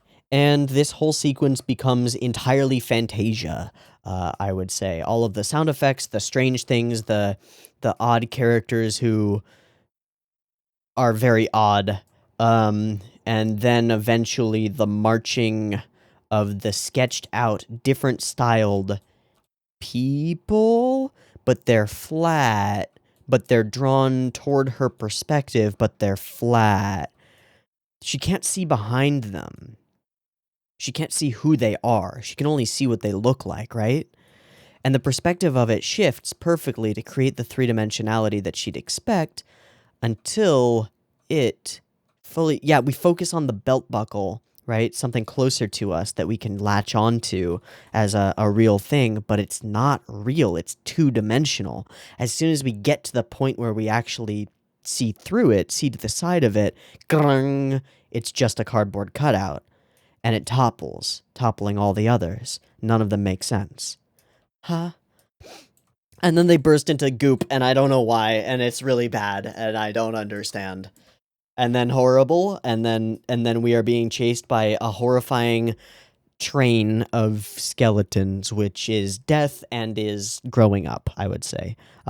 The fact that it's like a salaryman train with a bunch of people holding the rings on it, and it's like the subway, and it kind of makes sense, right? It's kind of like, oh, this is your future. Does that guy intentionally, does he have whiskers?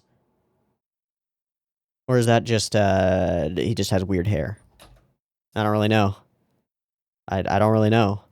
But they make, like, weird sounds, right? Yeah, bone xylophone sounds. As they press themselves against the wall and allow it all to pass. Until this army of...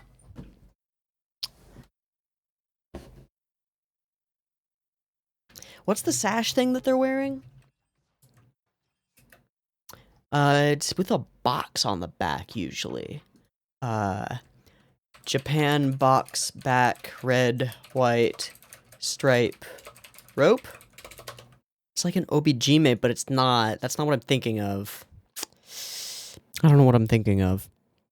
I feel like there's something that I should be recognizing. It's something, it's like, in parades or like when lifting shrines or something.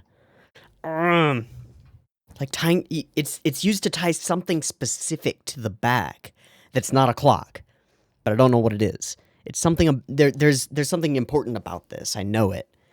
It's something ritualistic, and it implies like a certain type of burden, but I don't know. So it's all, okay, we'll take it as this way. These are all grown-up individuals who bear the weight of their own time upon their backs, and all step marching in unison, calling her to join them. Satchan, Satchan, Satchan, Satchan. But they're all essentially faceless, mindless, all one, right? Conformity. And she shrinks away, instead choosing to follow the ethereal, fragmented, strange specter of this clown. The vision of art, right? So we find our way to the circus eventually. And this is what we find. An incredible insanity.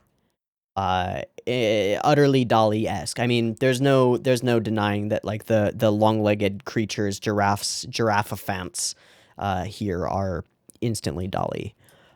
Very strange, very spooky. Don't know if it's relevant. I really just don't know. So then we get into flickery computerized space for some reason, and I don't really know why, but we do. And then we follow some stuff around until we make it to the place where we're going. This is gorgeous, by the way, just in terms of it being beautiful. Again, the three-dimensionality and animation of this whole thing. So we chase after the shadow of it until we reach an alley. Nekomachi Alley. Don't know what that means. And we find the same engraving that stood above or on the other side of the mirror. So behind that is self, is everything. And we exploded into light and enter this space, happily. We find ourselves at the beginning location, which is within here. Don't know what that animal is. What the fuck?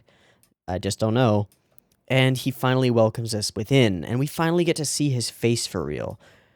And we get to see that he's been doing this for a while and is pretty tired. He's scruffy, and he's got some, like, marks in his paint that are shitty, and he didn't go, like, below the chin line, and he hasn't painted his ears, and he looks really tired. He just looks like shit for a clown.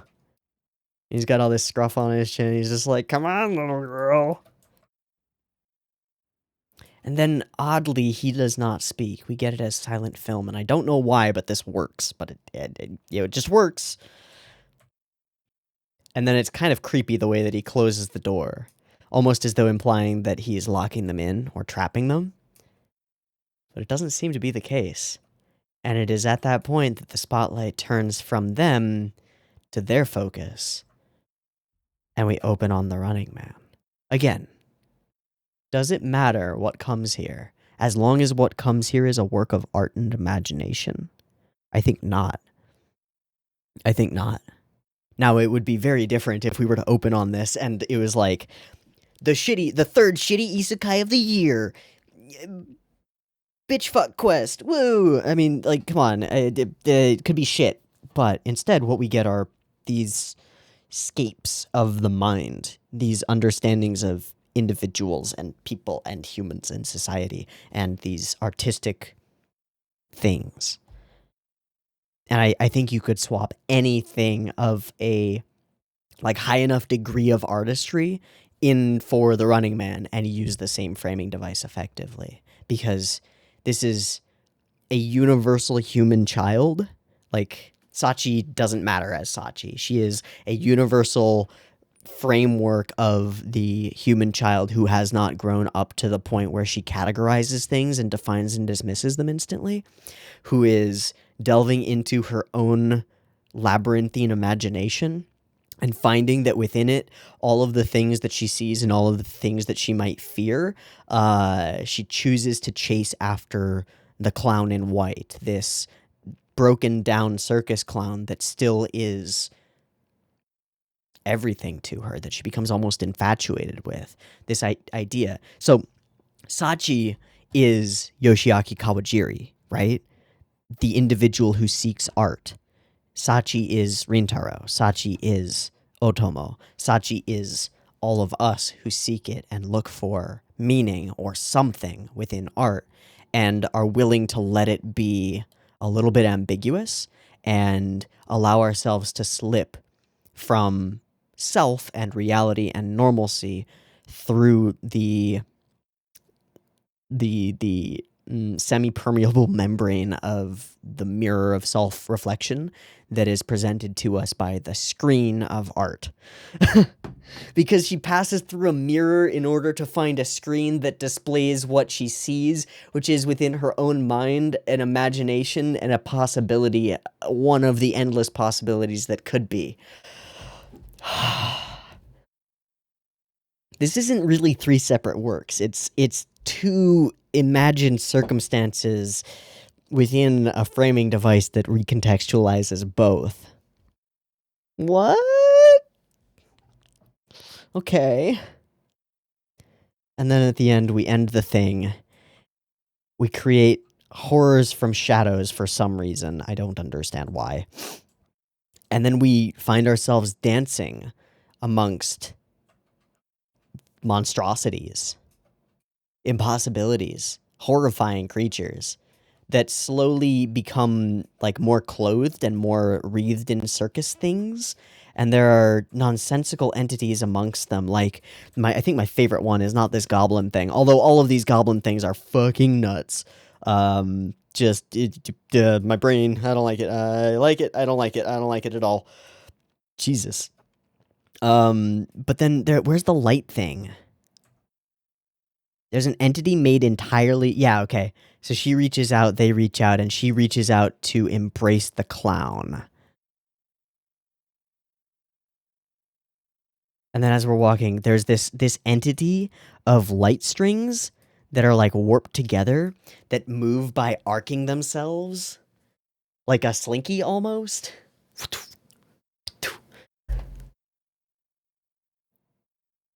And form calligraphy and almost music in their motion. All of which, by the way, is entirely on ones. Fuck you. Fuck you. Jesus. And it's absolutely beautiful, and she just revels in all of that until we freeze frame finish. And then she's watching herself on a screen in a floating nowhere verse on speakers. Yeah. Okay.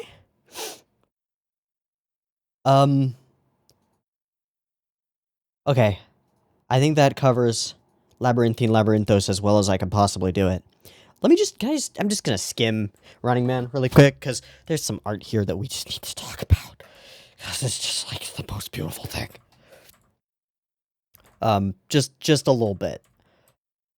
So there's this, the awakening, and then the actual, like, visions of these machines going by is insane. This first spark Jesus. There aren't effects like this. They don't occur. They don't happen. That's illegal. That's not allowed. Alright, and then the cheering crowd, the cheering audience. Gosh, the whole thing, part of the reason that I called him Clark Kent is because the whole thing has this style to it, this art style to it that's almost Western comic book, like highly detailed, fully colored, all that jazz. But he really does look a lot like fucking Archer. That is Sterling goddamn Archer. Like, it's the exact same style with the same cheekbones and the like lines here. So that's a little weird. Okay, this scape with the advertisements at the center and the crowds ringing it. Ah, horrifying.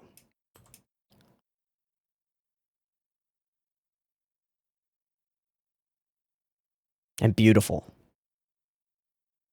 Oh yeah, this cut as we move around him. Fuck you. Fuck you. Fuck you, show. Movie thing. Okay, then there is this day. I assume that this is linked to the night when he wakes up by the fireplace. That this is the same evening that he goes here for that reason.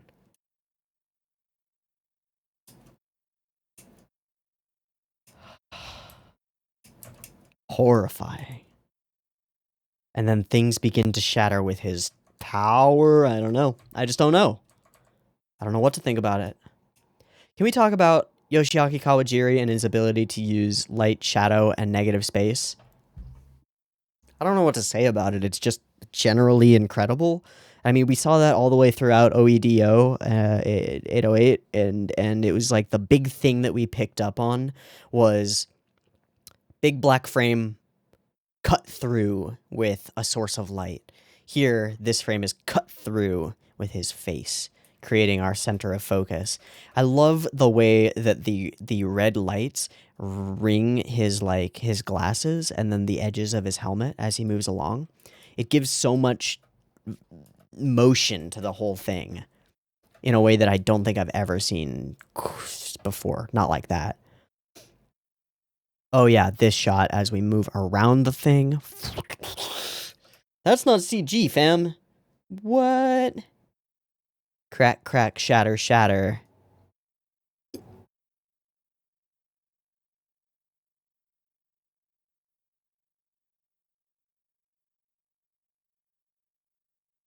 I have no idea what's happening in this portion of the sequence, though.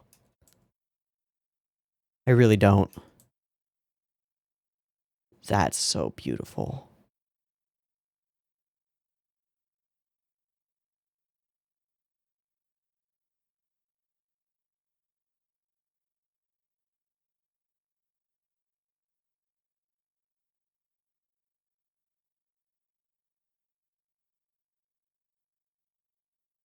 And onward and onward.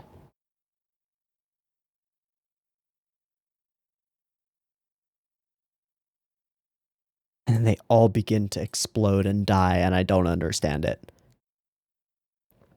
But the way that it happens is some of the most beautiful destruction that has ever been put to page, let alone animation. It's the most beautiful deaths for these people. Horrifying, horrifying. But isn't it always? The storm catches us all.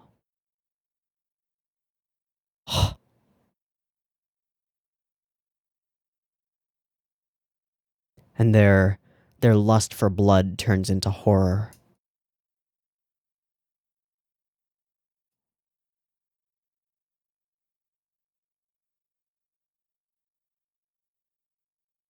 But through it all,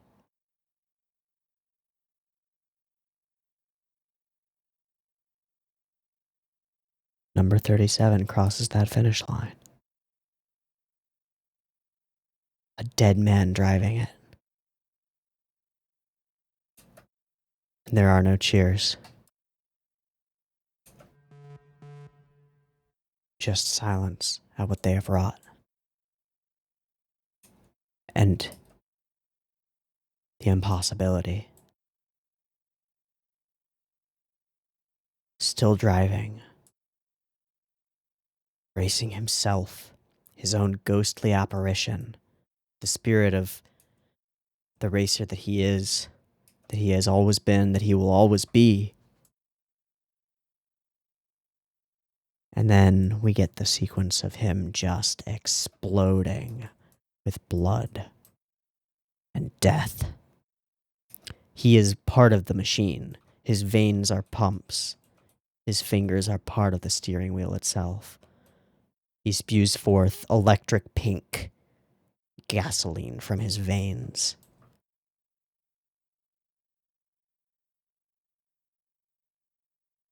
And that necklace, the steering wheel, his glasses shatter.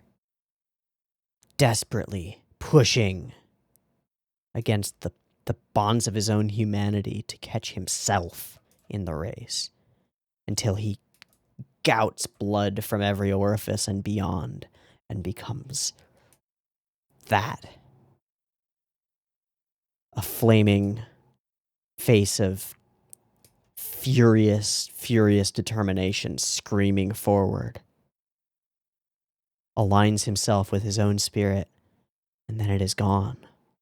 In some of the most beautiful fire and smoke and explosion that has, again, ever been put to paper.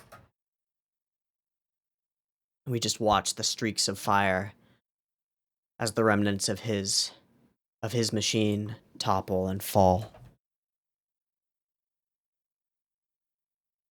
As he burns away.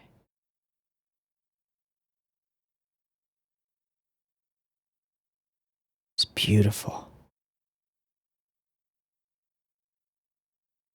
And that's what that is. That thing right there is a piece of his vehicle, isn't it?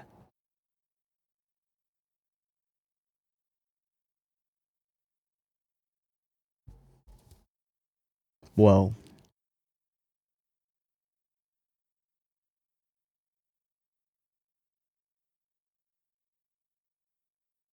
Okay, so 3 stories, all of them intertwined in weird ways. 1, a framing device that colors all of them as art, imagination, and speaks to the value of those to the child within each of us. 1 which speaks of people and technology and progress and the fears and dangers within it, but also the potential for the human soul to persevere. And this central one, I think fairly obviously the most standout of them is this one. The most impactful of them is Running Man. If only because it's so visually striking. And it's about carrying on, about determination, about running before the storm, about taking on the impossible and fighting it, and about the way that people choose to die sometimes, to give their all to something that they are, that they embody. We get this sense through the shot composition that he is not a racer, he is a part of the machine itself, right? A part of the vehicle. So he dies with it. Almost you could say that the necklace that he has, it isn't a steering wheel, right? It's not a vehicle steering wheel. And even if it were, the vehicles that he drives have, like, not wheel-shaped things, right? It's a captain's wheel of a ship, right? It's specific. It's the wheel of a ship. And so he is the captain of the ship, and he goes down with his ship. And not just the vehicle that he's driving, the entire organization, the entire sport seems to die with him. He goes down with it all.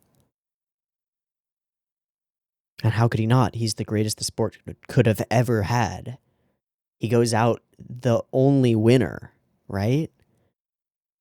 He races forever in the afterlife now, but he sealed the deal. No one will ever catch him. No one will ever beat his record. No one will get the chance. It's an unbeatable world record. 11 years in a row. Champion of this thing. Finally winning the final race with all of the other competitors fucking dead and him dead behind the wheel, crossing the finish line and continuing to accelerate into oblivion. That's fucking crazy. Okay. I think I have to quit here. I think I'm reaching the point where I just have to quit here. There is gorgeousness here. It's awesome. The first segment's gorgeous. The middle segment is insane. The ending segment is crazy and has the most beautiful of landscapes and insane mechanical stuff and is terrifying at the same time. I think this was a great choice. I'm super happy to have watched this anthology film. And I'm going to be thinking about the possibilities that it has opened inside my brain space for a while. Cool. I'm not going to commit to it, but I think that worked really well. So next week we will probably watch either Robot Carnival or Memories, because there are those other two really big, well-known anthology anime things, and so I'm gonna go check them out because this one was pretty fucking awesome. Cool. Okay, let's wrap there.